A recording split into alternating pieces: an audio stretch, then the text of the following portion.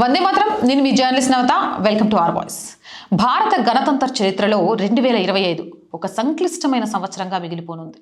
తూర్పున బంగ్లాదేశ్ అల్లర్లు, పడమర అమెరికా ఆంక్షలు, ఉత్తరాన చైనా కుట్రలు, ఇలా నలువైపుల నుంచి దేశం ఒక అదృశ్య పద్మ వ్యూహంలో చిక్కుకున్నట్లు కనిపిస్తుంది.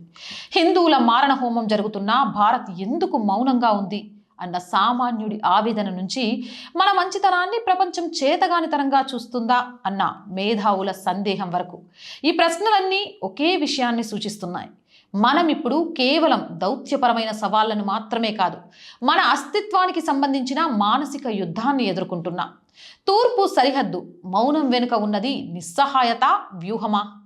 బంగ్లాదేశ్లో హిందువుల పరిస్థితి చూసి రక్తం మరిగిపోవడం సహజం.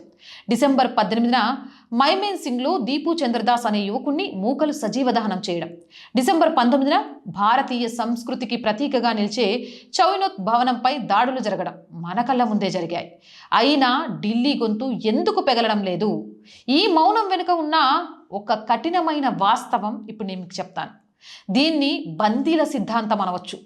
బంగ్లాదేశ్లో ఇంకా 1 కోటి మందికి పైగా హిందువులు ఉన్నారు. భారత్ గనక ఆవేశపడి సైనిక చర్యకో కఠిన ఆంక్షలకో దిగితే అక్కడ ఉగ్రవాద విషం నింపుకున్న మూకలు స్థానిక హిందువులను భారత ఏజెంట్లుగా ముద్రవేసి సామూహిక హననానికి తెగబడతారు. పాకిస్తాన్ విషయంలో ఉన్న వెసులుబాటు ఇక్కడ లేదు. మన ఒక్క తొందరపాటు నిర్ణయం సరిహద్దు అవతల ఉన్న లక్షలాది మంది ప్రాణాలకు ముప్పుగా మారే ప్రమాదం ఉంది.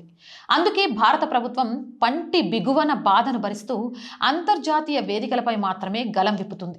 షేక్ హసీనా ప్రభుత్వం కూలిపోవడంతో క్షేత్రస్థాయిలో మనకు సమాచారం అందించే వ్యవస్థ దెబ్బతినడం కూడా ఈ వ్యూహాత్మక మౌనానికి మరో కారణం. ఇక అగ్రరాజ్యాల ద్వంద్వనీతి, అంతర్గత జోక్యం గురించి కూడా చెప్తాను. అమెరికా, చైనా తీరు చూస్తే మిత్రభేదం అనే కౌటిల్యుడి మాటలు గుర్తుకు రాక మానవు. మన అంతర్గత విషయాల్లో వారి జోక్యం శృతి మించిపోయింది. 2025లో అమెరికా మన వస్తువులపై 50% సుంకాలు విధించడమే కాకుండా రష్యా ఉక్రెయిన్ యుద్ధాన్ని మోదీ వారని పిలవడం వారి అహంకారానికి నిదర్శనం. మణిపూర్ అల్లర్లపైన, మన దేశంలో మత స్వేచ్ఛ పైన అమెరికా ఇచ్చే నివేదికలు కేవలం మానవ హక్కుల ప్రేమతో ఇస్తున్నవి కాదు. చైనాను ఎదుర్కోవడానికి భారత్ అవసరం వారికి ఉంది, కానీ అదే సమయంలో భారత్ మరీ బలపడకూడదు, తమ చెప్పు చేతల్లో ఉండాలి. ఇదే వారి వ్యూహం. దీన్ని వ్యూహాత్మక ఒత్తిడి అంటారు. చైనాది మరో ఎత్తుగడ. మే 2025లో భారత్ పాకిస్తాన్ మధ్య జరిగిన ఘర్షణను తామే ఆపామని, తాము లేకపోతే యుద్ధం జరిగిపోయేదని చైనా విదేశాంగ మంత్రి వాంగ్ యీ చెప్పుకోవడం ఒక పచ్చి అబద్ధం. కానీ ఆ అబద్ధాన్ని ప్రచారం చేయడం ద్వారా ఆసియాలో శాంతి దూతను నేనే, భారత్ తన సమస్యలు పరిష్కరించుకోలేదు అని ప్రపంచానికి చెప్పడం వారి ఉద్దేశం. పరదేశీయులు హిందూ దేశాన్ని మిత్రభేదంతో విభజించి పాలించిన చరిత్ర మళ్ళీ వస్తుందా అంటే ప్రమాద గంటికలు మోగుతున్నాయి. కాకపోతే ఈసారి యుద్ధం తుపాకులతో జరగదు, సమాచారంతో జరుగుతోంది. కులగణన అంశాన్ని చూడండి. సామాజిక న్యాయం ముసుగులో హిందూ సమాజాన్ని ముక్కలు చేయడానికి విదేశీ సంస్థలు, మేధావులు ఒక పద్ధతి ప్రకారం పాములు కదుపుతున్నారు. క్రిస్టోఫర్ జెఫ్రోలార్ వంటి పాశ్చాత్య విశ్లేషకుల సిద్ధాంతాలు, ఇక్కడి రాజకీయ అవసరాలు కలిసి దేశాన్ని కులాల వారీగా విడదీసే టూల్ కిట్ సిద్ధమైంది. బ్రిటిష్ వారు జనాభా లెక్కలను వాడి మతపరమైన విభజన తెచ్చారు. ఇప్పుడు డేటా అనలిటిక్స్ వాడి కులపరమైన విభజన తెస్తున్నారు. ఇది ఆధునిక డివైడ్ అండ్ రూల్. మరి వసుదైక కుటుంబం బలమా, బలహీనత? చివరగా వసుదైక కుటుంబం అంటే ప్రపంచమంతా ఒకే కుటుంబం అనే మన తత్వాన్ని ప్రపంచం బలహీనతగా చూస్తుందా అనేది నిస్సందేహంగా మాట్లాడుకోవాల్సి వస్తే అవును అని చెప్పొచ్చు. కోవిడ్ సమయంలో మనం పంపిన వ్యాక్సిన్లను తీసుకున్న దేశాలే ఇప్పుడు చైనా డబ్బు చూడగానే మనపై విషం గక్కుతున్నాయి. అంతర్జాతీయ రాజకీయాల్లో మంచితనానికి చోటు లేదు, శక్తికి మాత్రమే విలువ ఉంటుంది. మనం విశ్వగురువుగా ఉండాలంటే ముందు విశ్వశక్తిగా మారాలి. కేవలం శాంతి వచనాలు చెబితే సరిపోదు, చేతిలో దండం కూడా ఉండాలి. 2026 భారత్కి అత్యంత కీలకం.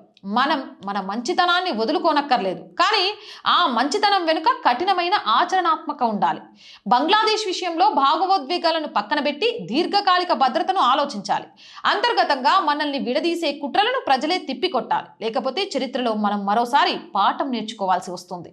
భారత్ ఒక నిద్రపోతున్న ఏనుగు కాదు, గాయపడిన సింహం.